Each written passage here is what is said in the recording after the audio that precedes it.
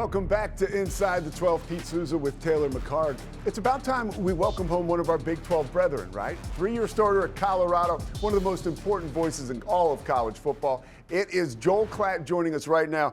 In his studio, Joel Klatt, of course, the host of the Joel Klatt Show, a college football podcast, and the analyst alongside Gus Johnson, working with Jenny Taft this Saturday in Salt Lake City. Huge game, Texas Tech at Utah. Joel, I can only imagine what that environment will be like. What are you expecting in Salt Lake City?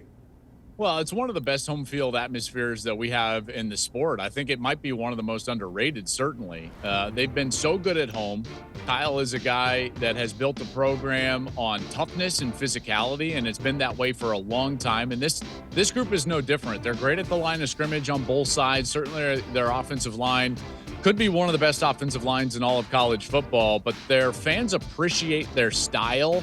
Everything about it is a good fit. And again, it's an intimate setting there at Rice Eccles, and the fans are right there on top of the players, and it gets very loud. You know, you don't have to have 100,000 in the stands to have a loud environment. This one reminds me of Autzen in Oregon. So it's going to be an incredible environment, and they're ready. Trust me, they understand the size and scope of this game. I think in a lot of ways, the way that the season has played out early this year, these probably, guys, so far the best two teams in the Big 12. And I can't wait to see this showdown. I think it's going to be one heck of a game. Joel, there's so many new pieces on Texas Tech's front seven and so much made of those new pieces coming in. What is the challenge that Devin Dampier presents to them, and especially his ability running the football? So Devin's short area quickness, when they're off schedule, when things break down, is a threat. And any defense that you tell them you can defend everything perfectly and the quarterback on the other team still has the ability to make you wrong, that puts you in an uncomfortable position. And so I think the one thing Texas Tech has to do in this game, and it's going to be difficult because, again, I think Utah has one of the better offensive lines in the country. They've got to keep Devin in the pocket. It's not about how many times you actually pressure him or how many times you actually hit him. It's how many times do you make him uncomfortable and have to throw from inside the pocket versus escaping and getting clear vision lanes and making plays on the outside.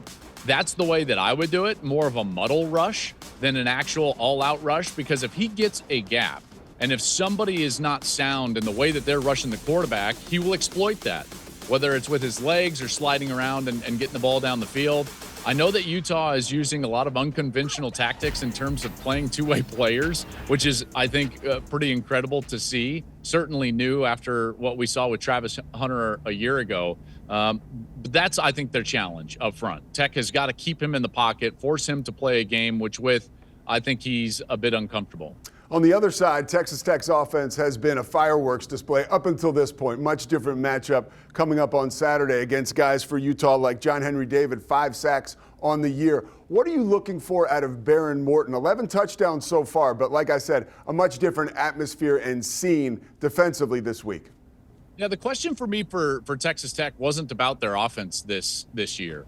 I've always just assumed that they're going to play quality offense, and that's what they've proven they can do. This will be a much different test because, I think Utah has allowed 2 total touchdowns, and one of them was in fourth quarter garbage time. So it's not like people just go up and down the field. And what Behren's going to face is not just a raucous environment where it's hard to hear, but he's also going to face a defense with Morgan Scalley who is aggressive, in particular on third down.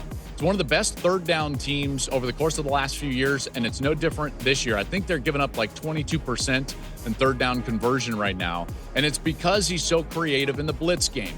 And what that does is it forces a quarterback to think a lot in the most important and crucial times in the game on third down.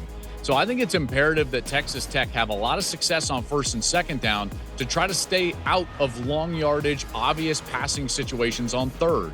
This is where the blueprint has always been to beat Utah. You've got to win first down because they will win third if you're behind the sticks. And that's what I think Texas Tech has to do in this matchup. Joel, as you work through your prep in this game, outside of the quarterbacks that get a ton of the attention, is there a position group or maybe a one-on-one that you're most excited to follow during this game? Well, it's not specific. It's a good question, and normally in every game it's specific, but in this one it's the unique nature with which Utah deploys their best players. they came into this season with a clear mandate, from Kyle Whittingham. Our best players are going to be on the football field. Period. Not our best defensive players are going to be on the field for defense and our best offense. No. Our best football players are on the field. So Lander Barton, terrific linebacker, he's out there. He looks like one of the better tight end H-backs in the entire conference. So he's out there. Smith Snowden, the corner, he's out there being a running back. They've also now included Jackson Benny in this two-way go. So to me, it's this tug of war of how do you keep those guys fresh and yet maximize their impact. It's not lost on me that last year, and I actually did the game, I called the Utah at Colorado game late in the season. And obviously Utah was so banged up from an injury perspective, and yet they were just trying to hold on. But what they were confident in is their defense. They thought that their defense was going to be able to hold up against Shedeur Sanders and Travis Hunter, and Travis Hunter put on a show. And Kyle Whittingham looked across and he was like, hold on a second. They're taking their best player and they're having him be impactful as many times as they possibly can throughout the game. And he said, we're going to do the same thing. And they're a little bit more careful than what Colorado was with just with Travis Hunter, who was just a phenom as it comes to cardio and the way that he could play and sustain his effort over 120 snaps. So they're a little bit more strategic with how they deploy these guys. But that's what I'm most interested in seeing is what is the impact from these guys going on both ways. Joel, you've been around this league for a long time, familiar with quarterback play in this league for a number of years. We talk a lot on this show about depth at the position, at the quarterback spot in this league. Be curious to get your overall thoughts for the quarterback position, specifically in the Big 12, and where you feel like the depth is this year for the Big 12. I think it's elite depth. I really do. And there's a lot of guys out there that can beat you on any given Saturday. I think we're going to see two of those guys in this matchup with Barron and Devin. I'm such a huge fan of Rocco Becht. I think Rocco has been tremendous. In particular, when it's like, I talked all day long about when they played Iowa about, hey, they just want to be close in the fourth quarter. They just want to be close in the fourth quarter because he's in the building. He's on the field. And then they had that situation arise, and then he delivered in that moment.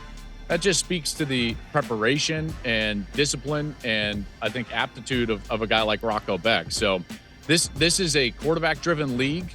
It's a quarterback-driven sport, but your league generally falls the ability of your quarterbacks, and it's what makes this league so difficult this year. Even teams that have struggled and maybe even lost a game or two, they've got quarterbacks that can go and beat you. I mean, look at the way Sawyer Robertson played against Auburn. He threw it all over the field and almost brought them back for that win. So each and every week, I feel like the defenses are being tested because of the quality at that position. Nothing like getting Joel Klatt, right, talking about a huge game happening on Fox. But we got him from the Joel Klatt Show bunker, too, which is impressive right now. So we appreciate you, Joel, really. Thanks for sharing time and some of your thoughts on this great conference. Absolutely, guys. Have a great day. You too.